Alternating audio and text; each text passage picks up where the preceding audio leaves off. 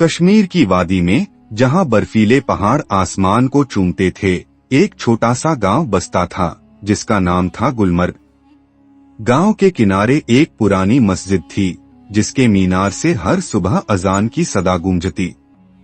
मस्जिद के पास एक झोंपड़ी में रहता था यूसुफ, एक यतीम लड़का जिसकी उम्र 12 बरस थी। यूसुफ के वालिदैन का इंतकाल तब हो गया था जब वह महज 5 साल का था। उसकी देखभाल उसकी बूढ़ी नानी बीबी जैनब करती थीं, जो गांव वालों के लिए कपड़े सीकर गुजारा करती थीं। गुलमर्ग की सुबहें जन्नत सी खूबसूरत थीं। चमेली और गुलाब के बागों की खुशबू हवा में तैरती और नीले आसमान में सफेद बादल तैरते हुए पहाड़ों की चोटियों को छूते। मस्जिद के पास एक बरगद का पेड़ था जिसके नीचे यूसुफ हर सुबह कुरान पाक की तिलावत करता। उसकी आवाज में ऐसी कशिश थी कि परिंदे भी चहचहाना छोड़कर सुनने लगते। यूसुफ का दिल इबादत और उम्मीद से भरा था, मगर उसकी जिंदगी मुश्किलों का मरकज थी। यूसुफ की नानी की तबीयत दिन ब दिन बिगड़ती जा रही थी। डॉक्टर ने बताया कि उनके दिल की बीमारी का इलाज मुमकिन है, मगर इसके लिए श्रीनगर के बड़े अस्पताल में ऑपरेशन की जरूरत थी। ऑपरेशन का खर्चा सुनकर यूसुफ का दिल डूब गया। 50,000 रुपए, जो उसके लिए चांद तोड़ने जैसा था। गांव में उसने हर दरवाजा खटखटाया, मगर कोई मदद को तैयार न हुआ। कुछ लोग बोले, यतीम की मदद करना तो ठीक है, मगर इतने पैसे कौन देगा। यूसुफ का दिल टूटने लगा।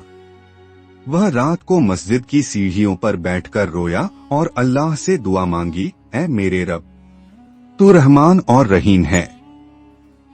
मेरी नानी मेरी माँ है, मेरा सब कुछ। तू उनकी सेहत बख्श दे। उसकी आंखों में आंसुओं के साथ तवक्कुल की चमक थी। मस्जिद के बाहर चमेली के फूलों की महक और तारों भरे आसमान ने उसे हौसला दिया। अगले दिन यूसुफ ने फैसला किया कि वह मेहनत से पैसे जुटाएगा। उसने गांव के बाजार में छोटी मोटी चीजें बेचना शुरू किया, कभी फल, कभी मिट्टी के बर्तन। हर दिन सुबह वह मस्जिद में नमाज पढ़ता, सूरह यासीन की तिलावत करता और दुआ मांगता, या अल्लाह, मेरे लिए रास्ता आसान कर। उसकी मेहनत और सादगी देखकर गांव के कुछ लोग प्रभावित हुए। एक बूढ़ा दुकानदार हाजी सलीम यूसुफ को अपने पास बुलाया और बोला, बेटा, तुम्हारी लगन और ईमान को देखकर मेरा दिल पिघल गया। मैं तुम्हें अपनी दुकान पर काम देता हूँ। यूसुफ ने दिन रात मेहनत की। वह दुकान पर सामान बेचता, ग्राहकों से नरमी से पेश आता और रात को मस्जिद में इबादत करता। लेकिन पैसे अभी भी कम पड़ रहे थे। एक रात जब वह मस्जिद में बैठा सूरह अल-इंशिराह पढ़ रहा था, उसे आयत की सदा ने झकझोरा, फाइन्ना मल-उसरी युसरा, बेशक हर मुश्किल के साथ आसानी है। उसने अपने दिल में ठान लिया कि वह सब्र और तवक्कुल के साथ अल्लाह पर भरोसा रखेगा। गांव के बाहर एक बाग में, जहां गुलाब और चमेली खिले थे, यूसुफ ने एक छोटी सी दुआ की मजलिस शुरू की। वह बच्चों को कुरान सिखाता और उनकी माँओं को इस्लाम की तालीम देता। उसकी सादगी और इल्म ने गांव वालों के दिल जीत लिए। लेकिन नानी की हालत और बिगड़ गई और यूसुफ का इम्तिहान बढ़ता गया। अल्लाह की रहमत और सबक। एक दिन जब यूसुफ मस्जिद में तहज्जुद की नमाज अदा कर रहा था, गांव में एक अनजान मुसाफिर आया। वह श्रीनगर का एक बड़ा डॉक्टर था जिसका नाम डॉक्टर फारूक था। डॉक्टर साहब ने यूसुफ की दुआ की मजलिस में शिरकत की और उसकी कहानी सुनी। यूसुफ की हिम्मत, ईमान और नानी के लिए मोहब्बत ने उन्हें छू लिया। उन्होंने यूसुफ से कहा, बेटा, मैं तुम्हारी नानी का इलाज मुफ्त में करूंगा।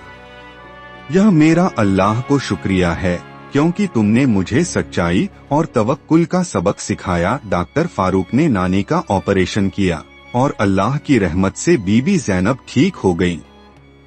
गांव वाले यूसुफ की इबादत और सब्र की मिसाल देने लगे।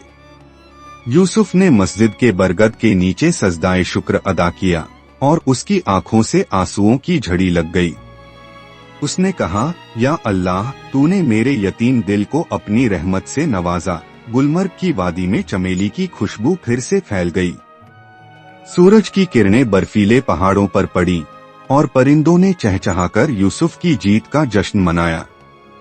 यह कहानी हर उस शख्स के लिए इबरत है जो मुश्किलों में सब्र और दुआ का सहारा लेता है। सब्र और तवक्कुल के साथ अल्लाह की रहमत हर यतीम की तकदीर बदल सकती है।